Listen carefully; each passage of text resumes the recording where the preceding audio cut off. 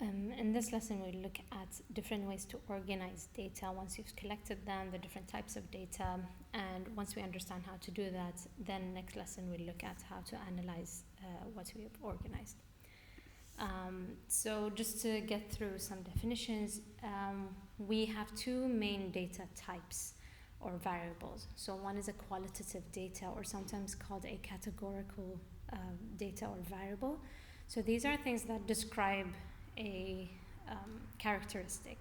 So, and you can group the data into different categories. So for example, a shirt's color or an ice cream flavor. So those would be categorical variables. On the other hand, you have quantitative variables. So these are numerical values, and you're collecting numerical data. The quantitative variables are split into two types. You have the discrete quantitative variable and the continuous quantitative variable. So discrete are data that take exact values. So these are things that you can technically count. So number of siblings, or how many eggs are laid by a chicken, for example. So these are countable numbers. Continuous variables can take values within a certain range. So these are usually from measuring. So for example, the height or time or the distance. So these usually take, they could take any value. They can have different decimal places and within a range. Now that we talked about the data, once you have the data, you'll organize it, you'll graph it, but it would be good to talk about how the data is distributed also. When the data is organized and graphed, no matter the type of graph, you will see a sort of trend. And this trend, or the shape that you see, is called the distribution of the data, so how the data is spread out. If things are symmetrical, and you can see that the mode or the highest number is in the middle, then you have a symmetrical data about the mean. They might not be exactly, this bar, for example, could be slightly less, but that's okay. The idea is that you have some sort of symmetry. If the data is slightly pushed to here on this side, it means it's being stretched from the negative side. So you can think of it as the negative side is pushing it to go more towards the right. So this is called a negatively skewed data. And the opposite, if it's being pushed from the right side, then you can think of it as a positively skewed distribution. And again, the implications of these, you can analyze them differently based on the data set that you have. For example, if you're collecting the age groups of people, and it might be positively skewed, it means you have a more younger age group in your sample rather than a higher age group. So that could be one interpretation. We also need to talk about outliers. These can be spotted in the data, but they're much easier to spot when you graph them. This type of graph is one way to spot them. Another could be a scatter plot, for example, if you have a bivariate data. So outliers are data that are really on the extremes of your data collection. So either really low or really high. And if it's an outlier, we have a way to calculate it, which we'll do later on. But once you recognize an outlier, you then need to decide, is it a genuine piece of data, or is it something that has to be removed? So for instance, if you're doing heights of students, and then you suddenly get a number that's 250 centimeters. So obviously there's an error in the calculation, you have to remove that number. Or maybe a shoe size and it's 160 something, so it's obviously an error. However, if you have test scores and everyone scored really high in the scores, and then maybe one student got a 0, and they genuinely got a 0, then it's a genuine piece of data and you should not remove it. If you decide to remove it, then there has to be an explanation to it. Outliers do impact the mean, mode, median, and so on. So there has to be careful consideration on how to deal with them. The graphs you use, once you know the type of data, you then need to organize it in a table and then sort out a graph. We have two main types of graphs that we use for single like a qualitative or quantitative data. We mainly use a bar graph and histogram, so you need to know the difference between them. You can see some obvious differences. For example, in a histogram there are no gaps because the values here for each bar represent a continuous scale. So the beginning of the bar represents the beginning of your group, and the end represents the end of the group. It also represents the beginning of the next group. In a bar chart, the x-axis is not necessarily a scale. It can represent categories, it can represent numbers, and the width of the bars don't matter, but we tend to keep them equal for a visual sake. Then what they do have in common, though, is that the y-axis represents the frequency of your data. So it's how frequent the data is. But depending if you want a bar chart or a histogram, it will depend on the type of data you have. So mainly, bar charts are used for categorical data or qualitative data, and histograms are used for grouped data. We'll look at different examples now. If you need to create a histogram from scratch, usually we group the data into different, what we call different classes. So it would be good to have between 5 to 15 classes.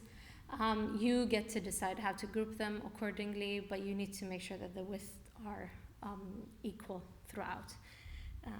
We'll talk about unequal histograms at the end. The width of the class, so each group in the histogram is called a class here. So each one of these is a class, and the width of the class is found by taking the maximum minus the minimum value of the class interval. Now, just to organize how we're gonna, how the slides are gonna follow, but also how you should think about the organization of data. If you have a discrete data, your discrete data might be listed, but also if you have a lot of listed data, you might want to group them.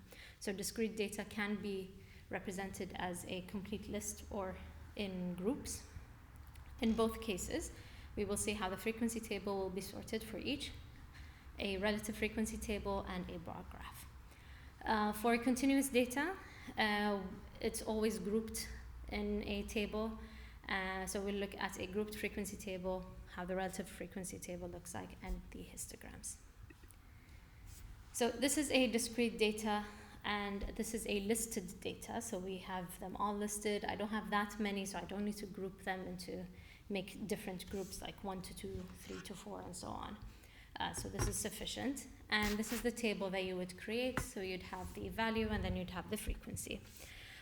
It is sometimes useful to find what we call the relative frequency. You'll sometimes see it on the slides. The relative frequency is found by taking the frequency divided by the total. So it's the proportion, basically, or the percentage, but without the times 100. So this would be 8 over 30, 9 over 30, and so on. Why do we do this? Is because it's easier than to spot how these numbers relate to each other. It's also easier when you have two different tables and you want to compare their frequencies, especially if each table contains a different total, then comparing the relative frequency is much easier. How will the graph look like? So if you notice, this is a bar graph, and the x-axis represents the categories. So I haven't done a scale, I've done categories. So just that's the difference between them. And so we have 1, 2, 3, 4, and then the height of each bar represents the frequency. The gaps between the columns indicate that the data is discrete. And then from the graph or the table, you can do different analysis. For example, we can see the mode or the highest number is 2. Alternatively, sometimes you do want to use a scale on the x-axis, then it's a histogram, it converts to a histogram. But because my categories are not there's no width to my category, so it's going to be like the single line on each value. So again, this is if you want to do a histogram and if you want the x-axis to be a numbered scale rather than a categorical setup. So this is what it would look like, but this is not a typical graph we use for discrete data, but it is possible.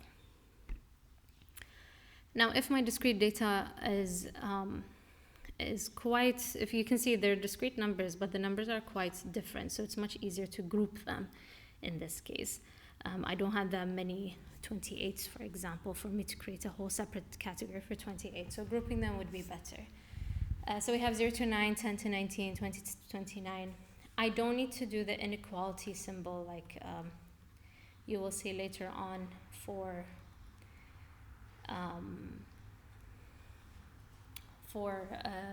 continuous variables. I don't need to do this inequality because the values are from 0 to 9, and I don't need to worry about 9.1 because I'm talking about discrete data here. So my values are from 0 to 9. Now in here, the graph is technically it might look like a bar graph, but the x-axis is a scale. So you can think of it as a scale. So 0 to 9, 9 stops here, and then you have 10 to 19, and so on. Now I would say this is a bar graph because the 0 starts from here. If you wanted it to be more of a proper scale, then the 0 would start from the center. But this is the type of graph that would show up. So it would be a bar graph here, and you can see the gaps between them just represents the gap between each of the groups. But we're not missing any data from 9 to 10 basically. So this is all the 9.1 to 9.99 that obviously are not part of my discrete data. And this is how you'd graph it. So same thing, frequency on the y-axis. You can pause and try this exercise. Now we're jumping to continuous data, so we're done with discrete. For continuous, you can see the type of data that you're getting, and then organizing it in a frequency table, you get to decide what's the most appropriate groups that you have to pick. Frequency table, and then we'll see the graph. So have a go at this question before continuing the video.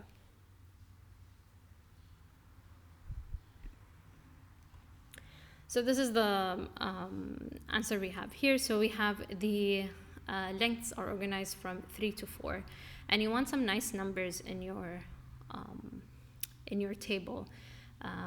We can see that 3 is not actually the lowest number. 3.1 is the lowest number in the data, but you don't want your class to start from 3.1. So you'll start with 3, and then you'll do a width of 1. So we can see the shortest length is 3.1, the longest 7.3. So it would be appropriate to set up the data 3 to 4, 4 to 5, 5 to 6, and so on.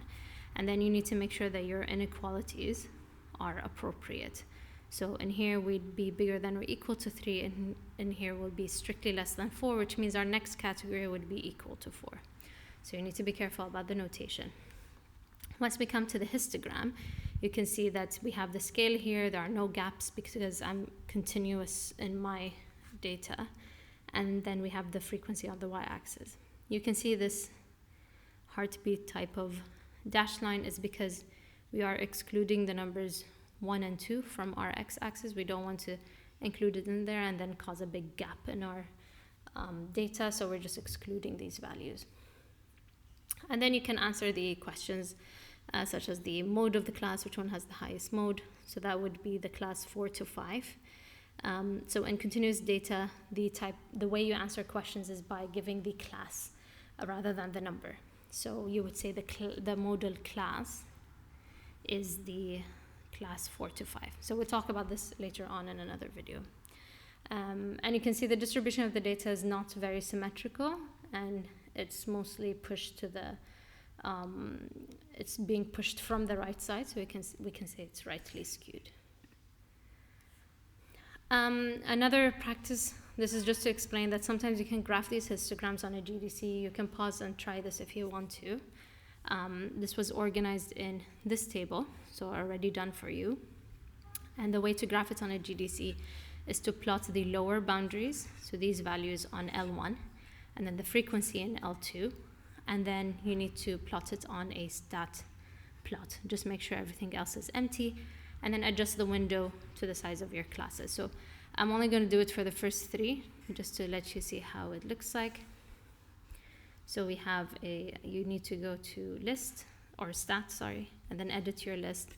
and then enter your lower boundary here, and then your frequency here. Once you're done, you go to, just make sure you don't have anything plotted in y equals, and then I'm gonna go second, stat plot, and I'm gonna select one of my plots here, and I'm gonna make sure it's on, and then select the type of graph I want. These are all different types of graphs, and this is the histogram. Your X list will be in L1. The default frequency is usually 1, but we know our frequency is in L2, so I'm gonna clear this and go to second, and then the number 2, and that will make L2 appear. And that's it. You need to fix your window. So I know my minimum values are from 18 to 22, you can see here. They're quite small values. And because the class sizes are very small, between 0.5 and gap, so I made my scale 0.5, and then I fixed my Y window also. And when you graph it, this is what it looks like. And you can continue more and more, and then you'll see the graph. But typically this is what it would look like. We talked about relative frequency. So why is it useful? Because it's easier to compare and between different datas. So you take the frequency and you divide it by the total, and that will give you the relative frequency of each class interval. So this is an example where the relative frequency was already found for these, and you can see if I add up the relative frequency, it should give me 1. So that would represent the 100%. So why is this useful? Because we have different datas here, different values, and then when I graph them, I can easily see how the distribution is. We can see, for example, the first graph has a more uniform distribution than the second one, but they both have a maximum relative frequency of 0.2. And we talked about unequal class lengths. You can do unequal class lengths in histograms or continuous data, but this will lead you to something called frequency density. It is something that you can easily look into, but then the area of each bar would have a significant meaning. So you can look into this a bit more. You're not going to be examined on it, but this is an example of what it looks like. So all of these, the class sizes were sorted differently because they were very big.